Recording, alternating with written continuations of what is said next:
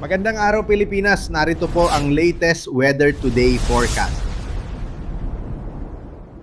Ngayong kalagitnaan po ng Abril, patuloy pa rin ang mainit at maalinsangan na panahon sa malaking bahagi ng bansa dahil pa rin po yan sa presence ng high pressure area over the North Pacific Ocean at nag-extend dito sa may parting Luzon. Kaya asahan pa rin po malaking bahagi ng bansa, maliit pa rin ang tsansa ng mga pagulan with the exception of southern portion of Mindanao kung saan posible lamang yung mga isolated rain showers or thunderstorms lalo na sa hapon hanggang sa gabi. Samantala, patuloy din nating minomonitor itong si Typhoon with international name na Sinlaku na patuloy na humihina habang binabagtas po itong Mariana Islands. Nakikita natin in the next 2 days, kikilos ito pahilaga at pagsapit po ng weekend ay kikilos naman ito pahilagang silangan or palayo ng ating kalupaan. Wala pa rin nakikitang epekto ang bagyong ito sa ating bansa sa mga susunod na araw. Malaking bahagi pa rin ng Luzon, including Metro Manila, ang makakaranas ng weather conditions na halos katulad lamang po ngayong araw.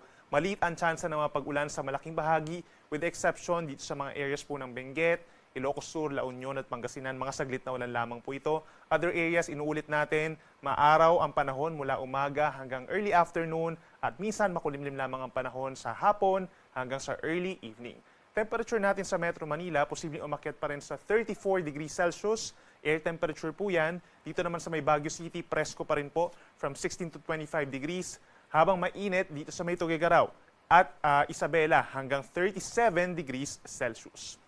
Sa ating mga kababayan po, dito sa may Palawan at malaking bahagi ng Visayas, halos katulad din ng weather conditions as today ang mararanasan po.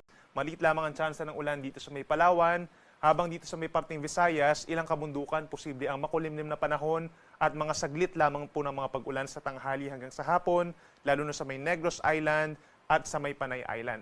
Temperatura natin sa may Puerto Princesa hanggang 33 degrees, habang dito sa may Metro Cebu hanggang 32 degrees ang air temperature pagsapit po ng tanghali. At sa ating mga kababayan po sa Mindanao, as early as morning, posible yung mga saglit na ulan dito sa may Basilan, Zamboanga City, maging dito rin po sa may Sultan Kudarat and Sarangani, isolated lamang po ito na ulan, walang kinalaman sa Typhoon Sinlaku. Habang natitirang bahagi po ng Mindanao, generally maganda at maaraw ang panahon, pagsapit na tanghali, mainit at malinsangan at sa dakong hapon, may aasahan din ng mga isolated na ulan dito sa malaking bahagi ng Bangsamoro Region, Soc-Sargen at Davao Region. Temperatura natin sa may Zamboanga City, Cagayan de Oro and Davao City, posible hanggang 33 degrees Celsius. Para naman sa lagay ng ating karagatan ngayon at bukas, wala pa rin tayong inaasahang gale warning o yung babala sa mga delikadong alon. Minsan nga lang po umaalon hanggang 2.8 meters o halos isang palapag ng gusali dito po sa mga baybayin po ng Samar at eastern portion of Mindanao.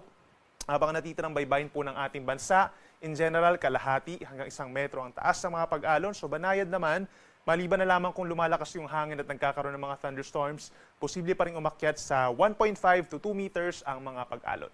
At para naman sa lagay pa ng ating panahon, pagsapit po ng Friday up until Sunday, we're seeing pa rin po na similar weather conditions ang mararanasan sa malaking bahagi pa rin ng bansa. Dito sa Luzon, pagsapit po ng Friday and Saturday, generally maaraw pa rin po, maliit pa rin ang tsansa ng mga pag-ulan, lalo na sa may Northern Luzon, Ilocos Region, Cordillera Region, and Cagayan Valley.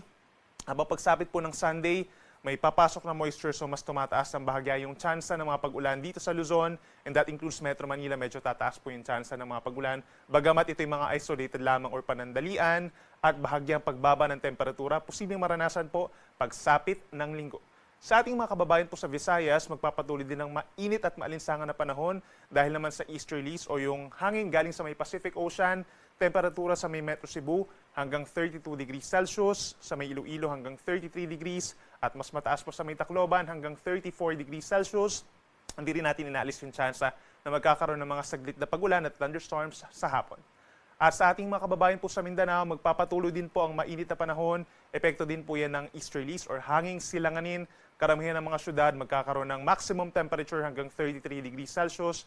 Pero yung heat index o yung mararamdamang init, hindi lang sa Mindanao kundi sa malaking bahagi ng bansa, mas mataas by 3 to 6 degrees Celsius. So marami pa rin lugar ang posibleng umabot sa 40 to 42 degrees Celsius ang mararamdamang init. Kahit paalala pa rin sa ating mga kababayan, make sure na meron tayong iniinom na mas madalas ng tubig at kapag lalabas po ng bahay, lalo na from 10 a.m. hanggang 3 p.m., ay make sure po na meron tayong dalampayong, sombrero, or even yung mga portable fans, very useful po yan. At magsuot lamang ng komportable na damit para iwas pagkahilo, panghihina, at worst case scenario, yung heat stroke.